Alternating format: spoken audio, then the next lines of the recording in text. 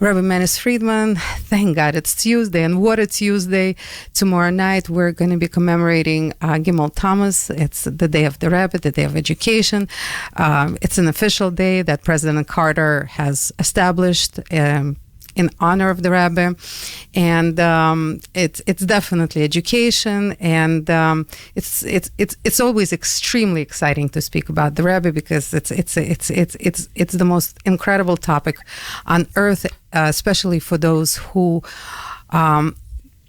learn from the Rebbe, because he is the most amazing teacher of all teachers of our time for sure, and right now, in the book of Tanya, we're learning that there's no way we can comprehend God with our mind, because God is infinite and we're finite, and no matter how hard we try, we cannot understand God, and we just have to accept it.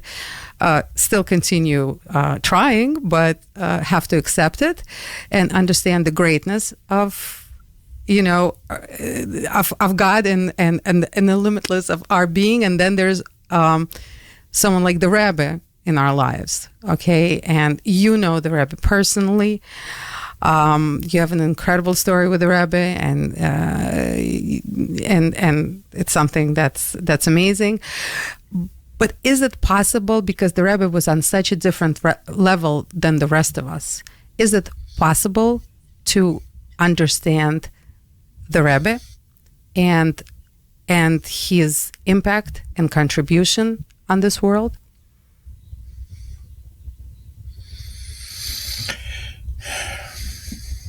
It's a good question. See, when it says that we can't understand the Creator,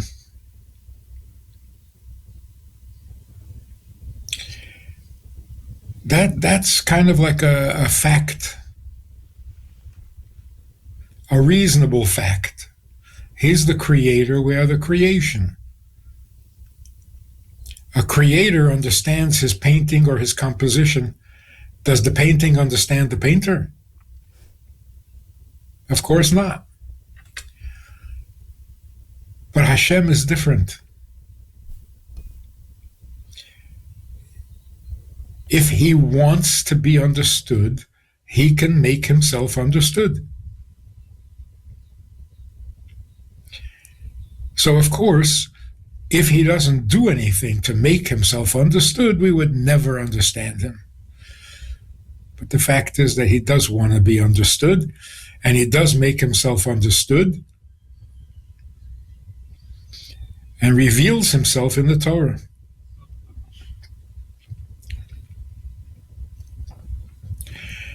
As a result, if you study Torah, you really get to know him. All of him? Eventually.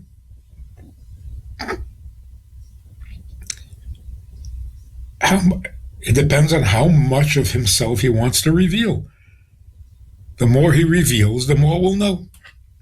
So there's no real limit beyond which we cannot know him. It's all up to him. If he wants to reveal himself completely, he'll do it completely. That might take forever. So there will always be more to know. But nobody put a limit, nobody put a ceiling on how much you could know. Same thing is true with the Rebbe. Those who were close to the Rebbe, who worked with him every day for 42 years, day in and day out, if you ask them, do they know the Rebbe? They don't know him. Because just when you think you have it figured out, he does something completely unexpected, and you realize, I don't know him. There is so much more to him than we know, and we're aware of it. There was a very big professor from Leningrad, really big professor. When they finally let him out of Russia, he came to Israel, they had to open a new department at the university, a subject that no one ever studied, no one knew, magnetohydrodynamics, I don't know what. They had to open a new department for him. You could say he was a pretty smart guy. He was working on harnessing solar energy. He was hired by the United States Navy to do the research. And he reported to the Rebbe his progress. One time he was telling the Rebbe what he was doing, and he quoted some numbers. And the Rebbe said, the numbers are off. And he said, no, it's all done by computer, and it's all very carefully calculated. And the Rebbe said, but the numbers are off. He said, we'll look into it, but they can't be off. They can't be off. 3 months later, one of his workers discovered that the numbers are off.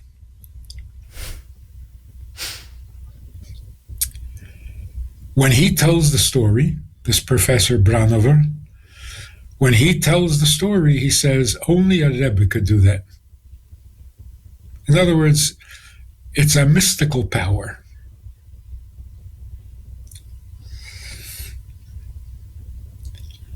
I'm not so sure. Who can say for sure that it's not possible to be that smart? So he was saying, no one can be that smart. This is almost like prophecy. I don't know. How smart can a person be? They're talking about research, numbers. The Rebbe doesn't have it in front of him. It's just talk. And in the conversation, the Rebbe figured out that the numbers are off. Can anyone be that smart? No? I don't think so. So, to very smart people, no, that's not possible. No one can be that much smarter than me. I mean, smarter, but not that much. That's already too much. I don't know. I don't know that there is a limit on intelligence.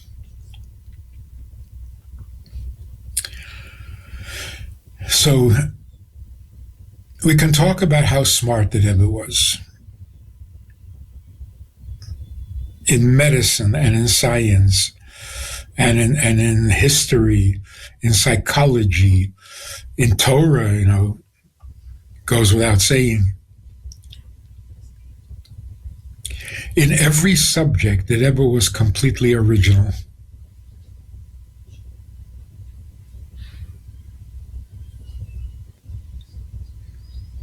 Completely original. How does one person, I don't know.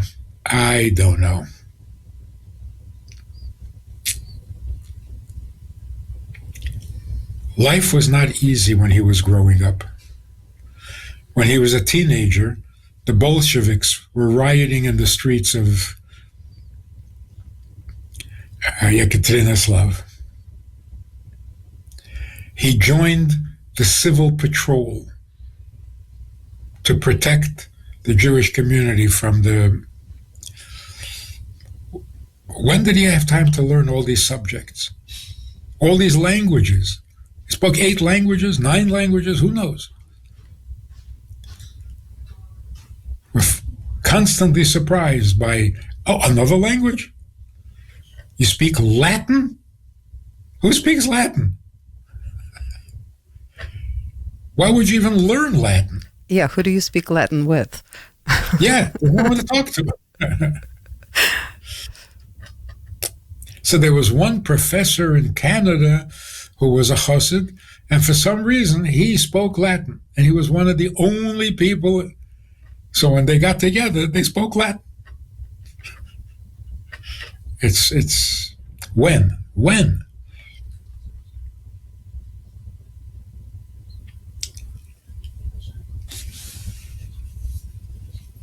But I want to talk about something that is even more, more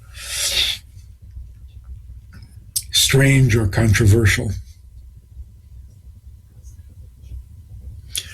The Rebbe's blessings. What is this phenomenon?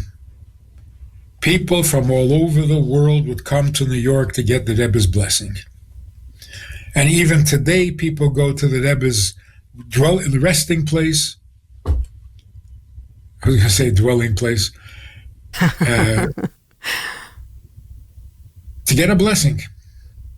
What is that phenomenon?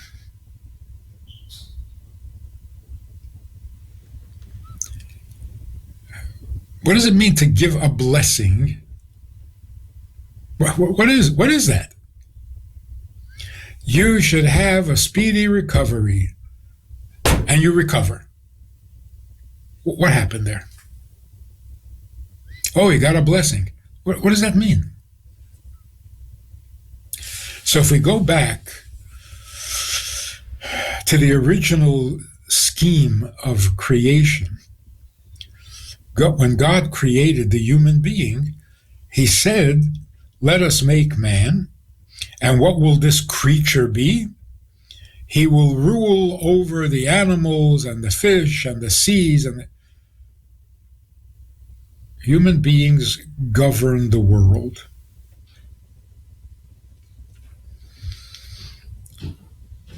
And it's not limited to animals. In many countries, even today, young children take care of the bulls and the cows and the camels, and the animals obey them. We have a certain power over animals. But that extends to everything else in creation as well.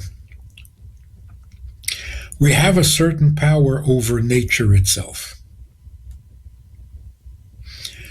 The presence of human beings in the universe changes the universe. So the world is actually made up, not like Einstein says, of time and space, energy and matter. The world is made up of time, space, and people. Human consciousness. Those are the three ingredients that make up the universe. Science studies time, and science studies space. Nobody studies human beings, except when a human being has a problem. That's not a human being. A human being is the power that controls time and space. Because time and space without the human is different than time and space with the human. And the presence of the human being is as critical to the universe as time and space. So you can't have a physical universe without time, and you can't have a physical universe without space, and you can't have time or space without human beings. So we do influence nature itself. And that's that whole excitement about The Secret, the little book, The Secret, that if you think positive, you get positive. If you say positive, positive things happen. It actually changes the nature of physical objects. Water is different when you talk to it nice or when you talk to it nasty. So every human being has a certain power over nature. Nature is affected by what a human being thinks, says, or wants. And it's as powerful as time and space. It's as powerful as energy and mass. So any blessing, any positive thought, any positive wish, every positive word can change the physical makeup of objects in the world.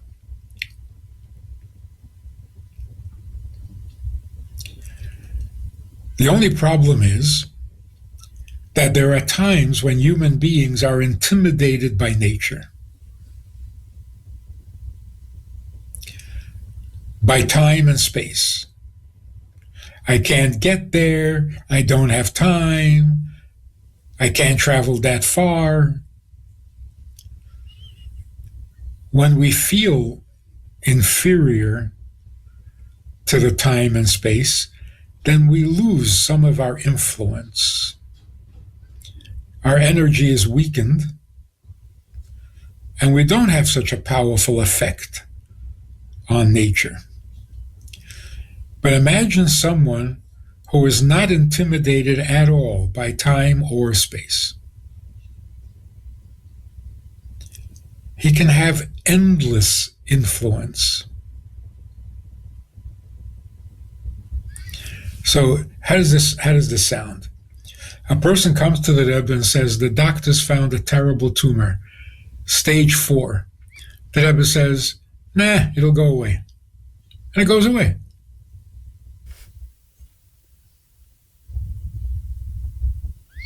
The Rebbe doesn't say it so cavalierly. They will say, give a little tzedakah, it'll go away. And it goes away. So you say to the Rebbe, wow, you made it go away. No, the tzedakah made it go away.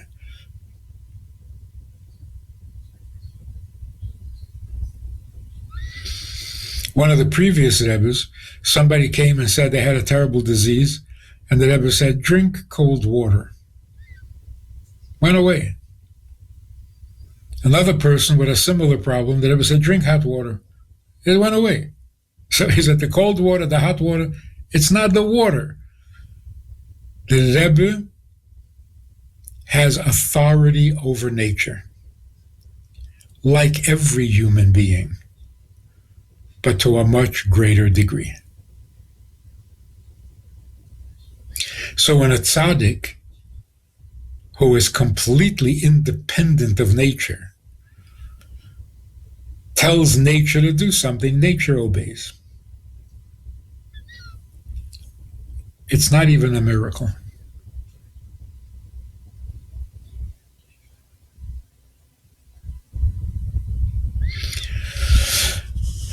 The Rebbe's miracles, the Rebbe's blessings, legendary. Endless. People who couldn't have children. Hundreds, thousands. People said, if you need a blessing for children and you get one from the Rebbe, you might as well put away the pregnancy test. You're pregnant. Guaranteed. It was just incredible. In health and in business, and it is not a miracle. It is the law of nature that when a human being says, nature obeys. Rabbi Friedman, but then how come the rest of us cannot do it? Well, we can actually. Every time there's a wedding, a bar mitzvah, a birth, and people say Mazal Tov, it brings Mazal Tov. Every blessing works. Question is to what degree? So the fact that a human being has authority over nature, that's nature. When we see someone who has a high degree of authority over nature, we call it a miracle. It's not a miracle. That's how the universe is designed. When people are good, nature is good.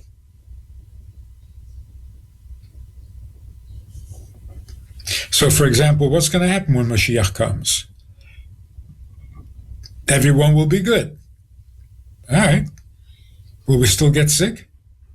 No. Will there still be wars? No. Will there still be tsunamis? No. Why not?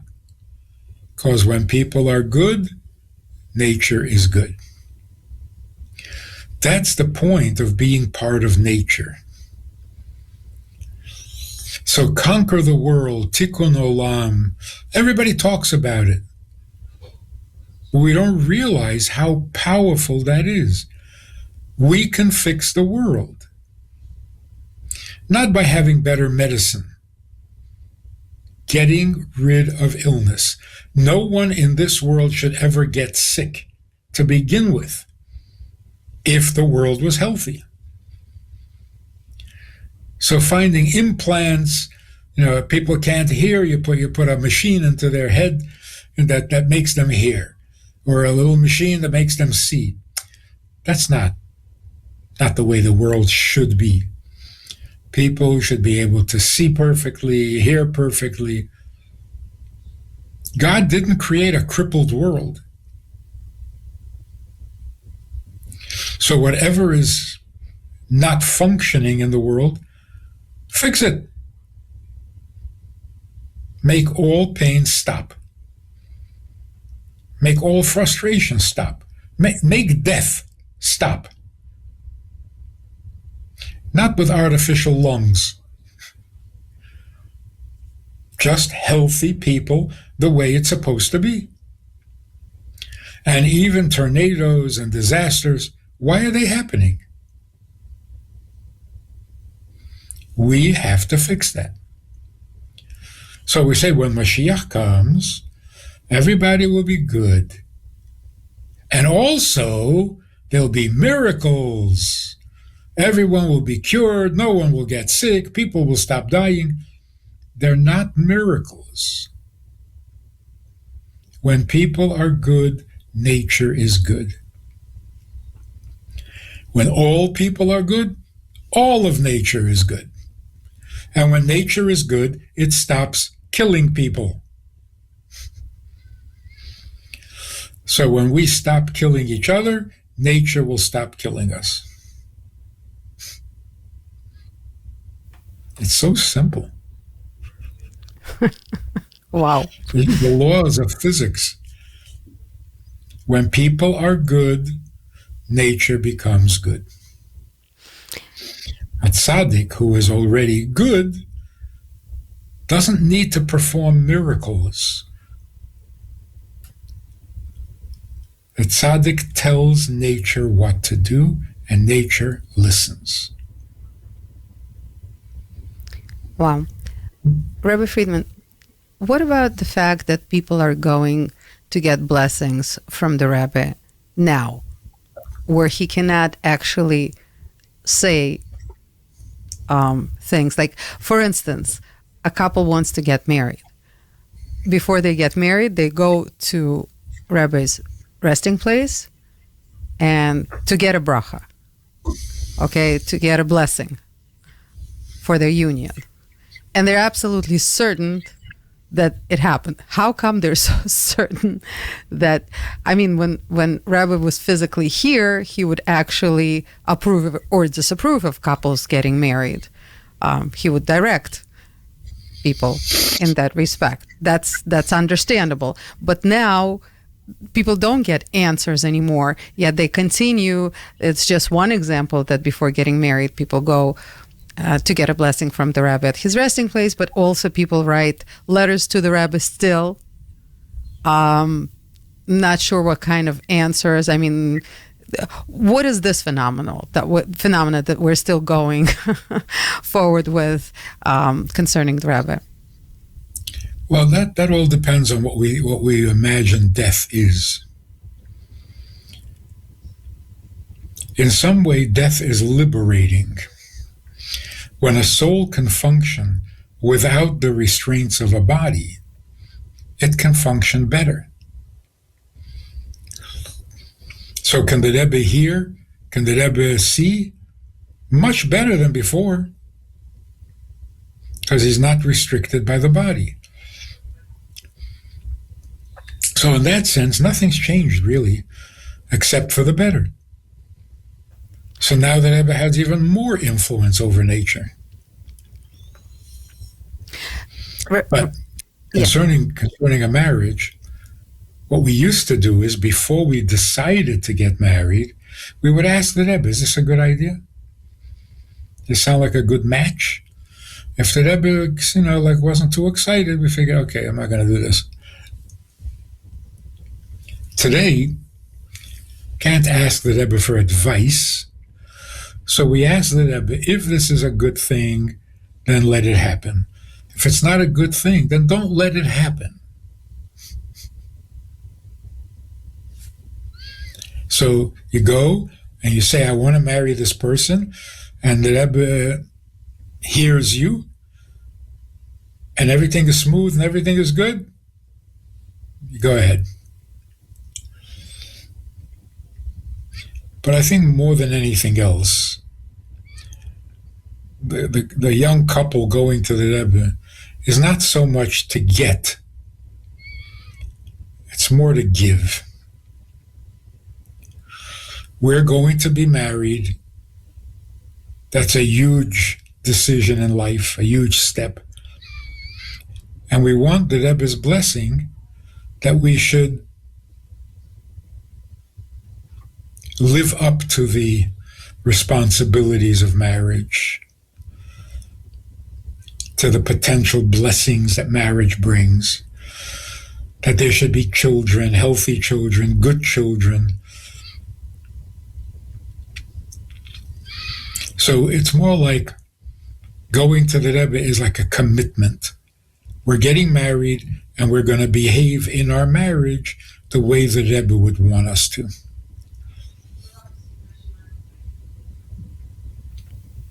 That's great. Rabbi Friedman, but what about people are still trying to consult the Rebbe through writing letters to him?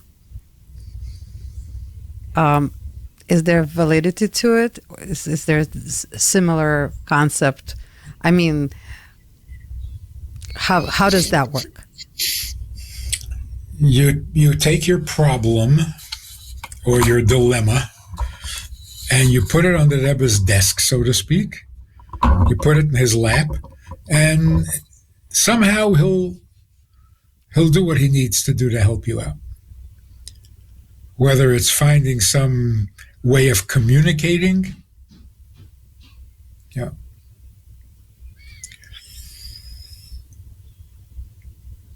But this happens constantly at the Rebbe's Oyel. Constantly.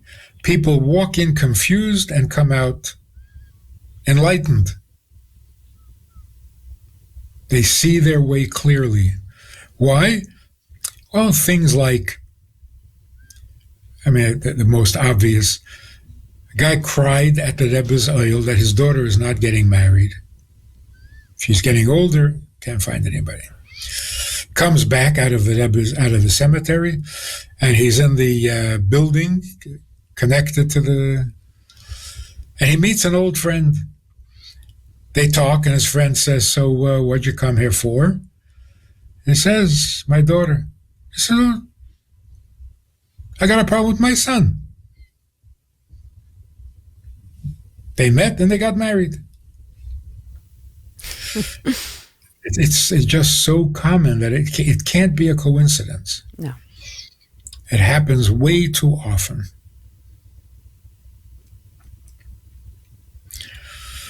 There's one story where, I forget the details, but it's something like cried to the Rebbe about his health. The doctors that he went to didn't do much good. Comes out of the oil, and he wants to write down his feelings, his thoughts of what he experienced there. He doesn't have a pen. So he looks around and he asks people, anybody have a pen? One guy says, I have a pen. He says, can I borrow your pen? He says, you already wrote your note to the Rebbe. Why do you need a pen? He said, I want to write down my feelings and my experience of that. About what? My health. The guy says, what is with your health? He says, I have a rare condition. The guy says, I'm a doctor and I specialize in that. These things happening too frequently to be a coincidence. There's a video of the Rebbe speaking, constantly playing in the house. People walk out, stop for a minute to listen to the Rebbe speech, and so often is it directly on the subject that they asked about, and they hear a clear answer from the Rebbe. So somehow the Rebbe communicates. He finds a way if he must. Otherwise, he just takes care of the problem without a conversation. It is amazing. My last miracle at oil was right before Rosh Hashanah. I took a friend who is not Jewish, who had a serious situation, health problem with a very young child, her very young child. And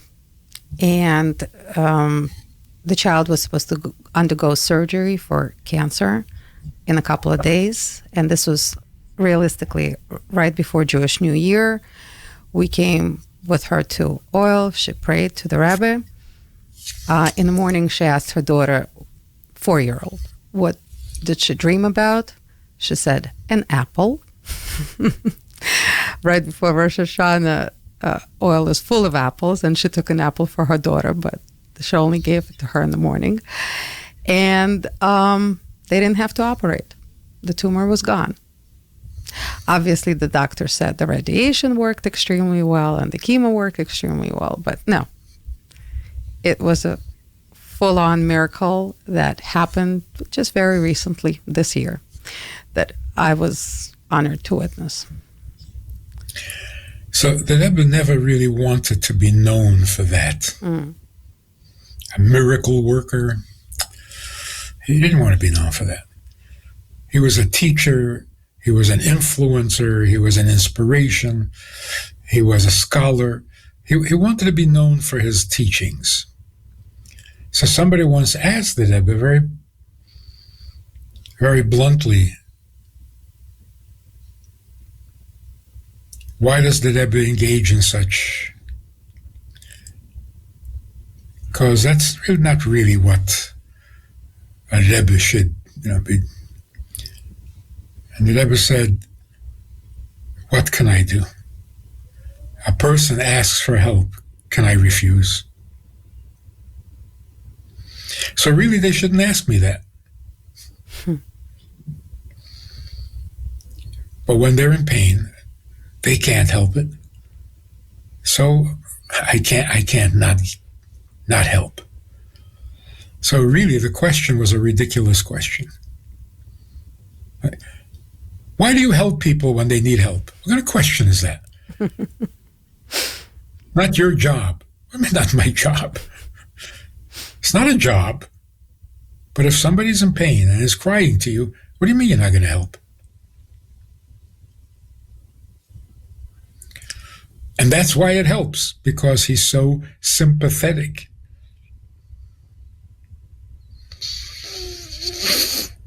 So the Rebbe never really wanted to be known for that. And all the books that are written about the Rebbe don't emphasize this at all. In fact, Joseph Telushkin, who wrote a great book on the Rebbe, very popular, not a word about spiritual abilities, about blessings, about miracles, not a word. And I asked him, how come you left out that whole dimension of what? He says, the Rebbe wouldn't want to be known for that. Yeah, you're right. But he's very known for that. Rabbi Friedman, we have a few minutes left, unfortunately, only, but I'd love for this to never stop. This conversation is just beyond amazing. But he did so many things. But if we were to choose one, just like one that stands out the most, what would you say his greatest contribution to the world is? Without a doubt, the greatest contribution is he told us where we're going and how to get there. Because we are so lost. We have lost our compass, we've lost our direction, we've lost our purpose in life. And he brought it all back. Something that had been missing for I don't know how long, thousands of years. When everybody thought the world is just getting worse and darker and more dishonest and more corrupt and more sickness and more diseases and more. Yeah, we cured many of the old diseases, but they were replaced by worse diseases. Autoimmune. We're killing ourselves. The whole thing is just chaos. And the Rebbe kept us with our eyes on the goal. We know what we're supposed to accomplish. We can tell whether we're accomplishing it or not. And we know how to make it work. All the Rebbe. And nobody else. Nobody else even attempted. And for some, even great rabbis and very brilliant people, when the Rebbe said, this will help us fix the world, they well, never heard of that. We never did that before. Go out in the street and ask people to put on film? No, we don't do that.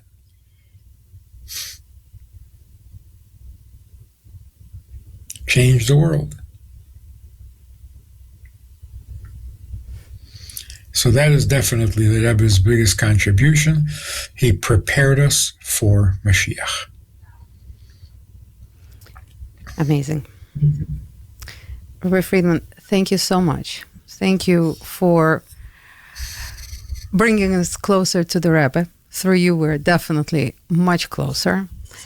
All your teachings, all your and the feeling. It's just that feeling you definitely give it off because you knew Rebbe personally, and it's felt. His teachings and who he is, we can definitely come a little bit closer to the Rebbe because of you, and it's just like everything else that you do. It's priceless. Thank you so much for that. So I guess we'll be standing in the long lines at the OL from Wednesday night to Thursday night, and happy to be there no matter what, with a tremendous amount of people from all over the world who are going to be going over there to. Why? Why is it so important to be there on that day?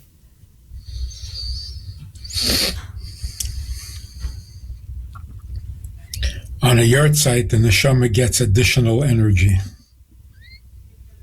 If you're there, you can maybe get a little bit of that energy.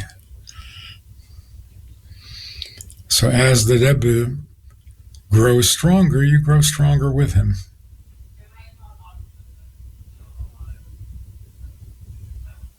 Every yard site is that way. It's definitely an extremely amazing feeling to be there on any day and any time. But of course, on days like Gimel Tammuz, which starts Wednesday night and goes through sundown on Thursday. It's a very special time. So looking forward to getting closer to the Rebbe on that day. Rabbi Friedman, thank you so, so much. And thank you for your time, and thank you for everything that you do for all of us. And I speak on behalf of everybody who ever had the privilege to listen to you, even for a second. Thank you so, so much, and have an amazing, amazing day. Hopefully till next week. And you should have good news very soon. Amen. Thank you so much. Thank you.